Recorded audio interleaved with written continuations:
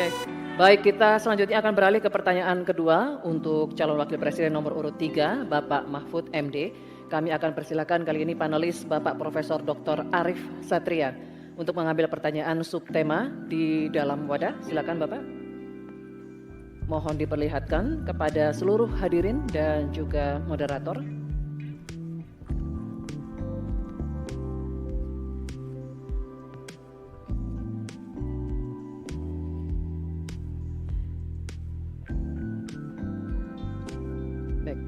Sumber daya alam dan energi, terima kasih Pak Arief.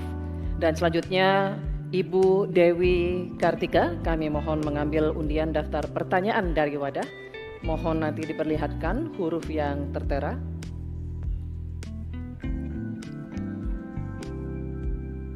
Huruf C, terima kasih Ibu.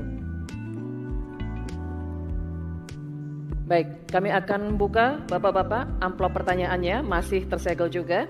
Kami ingatkan kembali bahwa kami akan membacakan pertanyaan ini satu kali. Mohon didengarkan dengan seksama untuk Bapak Mahfud MD.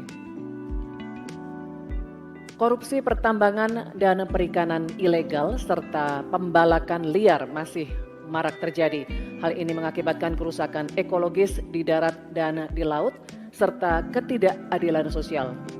Pertanyaannya, bagaimana strategi paslon menanggulangi praktik ilegal tersebut untuk mewujudkan keberlanjutan sumber daya alam? Waktu untuk menjawab 2 menit, Bapak dimulai saat berbicara, silakan. Baik, terima kasih. Sebenarnya persoalan penyelesaian SDA dan energi selalu harus menyeluruh dari hulu ke hilir. Keterbukaan informasi agraria, termasuk kehutanan misalnya. Saya ini punya pengalaman di dalam sidang-sidang yang membicarakan tentang ini misalnya. Informasinya tertutup. Siapa yang punya lahan ilegal di sebelah sana? Ketika dibuat daftar, tidak ada di dalam daftar. Sementara ada masyarakat yang punya data. Ketika ditanyakan, lalu baru ditunjukkan.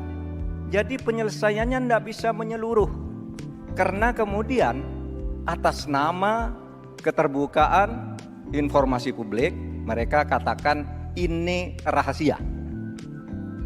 Tidak bisa dong, rahasia itu kan bukan yang tentang data perampasan tanah-tanah rakyat, kasus-kasusnya di mana, siapa yang menyerobot perkebunan sawit, itu kan harus daftarnya lengkap.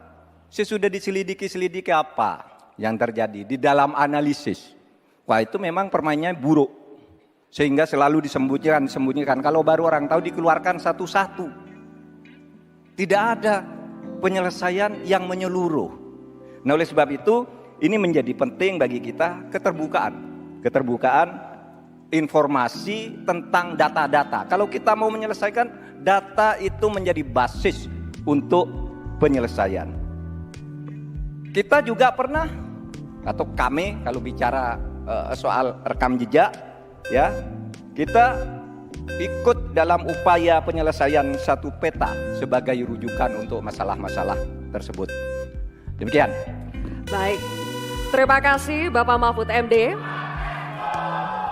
Selanjutnya kami persilakan calon wakil presiden nomor urut 1 Bapak Muhaimin Iskandar untuk menanggapi. Waktu Bapak 1 menit dimulai ketika Bapak berbicara, silakan. Selain yang disampaikan Pak Mahfud, salah satu yang memprihatinkan adalah data ESDM itu ada 2.500 tambang ilegal. Sementara tambang yang legal saja tidak membawa kesejahteraan. Dan kita menyaksikan dalam proses penambangan dan bisnis tambang kita, hilirisasi dilakukan ugal-ugalan, merusak lingkungan, ada kecelakaan, tenaga asing mendominasi. Di sisi yang lain juga perkembangan hilirisasi maupun tambang tidak signifikan dengan kesejahteraan masyarakat sekitar. Sulawesi Tengah, pertumbuhan ekonominya sampai sekarang bisa 13%, tinggi sekali. Tapi rakyatnya tetap miskin dan tidak bisa menikmati Hilirisasi apa yang mau kita lakukan, sementara ilegal juga terus berlangsung lanjut. Demikian, terima kasih. Baik. Terima kasih Bapak Muhaimin Iskandar. Selanjutnya, giliran calon wakil presiden nomor urut 2, Bapak Gibran Rakabuming Raka. Kami berikan kesempatan juga untuk menanggapi. Waktunya 1 menit dimulai ketika Anda berbicara. Silakan. Baik, terima kasih Gus Muhaimin dan Prof. Mahfud. Dari pasangan Prabowo Gibran, simpel saja solusinya. IUP-nya dicabut, izinnya dicabut, simpel. Karena sesuai Undang-Undang Dasar 1945 pasal 33 ayat 3 dan 4 dan juga Pancasila sila 4 dan 5, kita ingin sumber daya alam ini dimanfaatkan sebesar-besarnya untuk kemakmuran rakyat. Dan juga kita harus menjalankan Permen Investasi nomor 1 tahun 2022. Intinya kita ingin perusahaan-perusahaan besar ini bisa menggandeng UMKM lokal, pengusaha lokal, jadi mereka tidak besar sendiri, tapi ikut membesarkan warga lokal, pengusaha lokal, dan UMKM setempat. Terima kasih. Masih ada waktu, Pak Gibran? Cukup atau lanjut? Cukup? Baik. Terima kasih.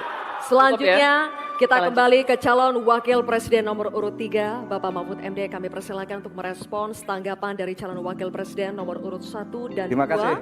Waktunya 1 menit Bapak, dimulai ketika Anda berbicara. Silakan. Baik, saya mencatat juga tambang ilegal sebanyak 2.500, tapi juga ada yang lebih dari itu.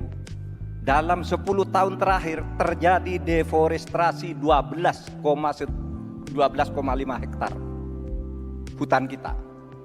Itu jauh lebih luas dari Korea Selatan dan 23 kali luasnya Pulau Madura di mana saya tinggal. Ini deforestasi dalam waktu 10 tahun. Bilang, ya cabut aja IUP-nya. Nah itu masalahnya. Mencabut IUP itu banyak mafianya. Banyak mafianya. Saya sudah mengirim tim ke lapangan, ditolak. Sudah putusan Mahkamah Agung. Itu begitu. Bahkan KPK seminggu lalu mengatakan untuk pertambangan di Indonesia itu banyak sekali yang ilegal dan itu di-backing oleh aparat-aparat dan pejabat. Itu masalahnya. Baik, terima kasih Waktunya Bapak. habis, Pak Mahfud. Terima kasih.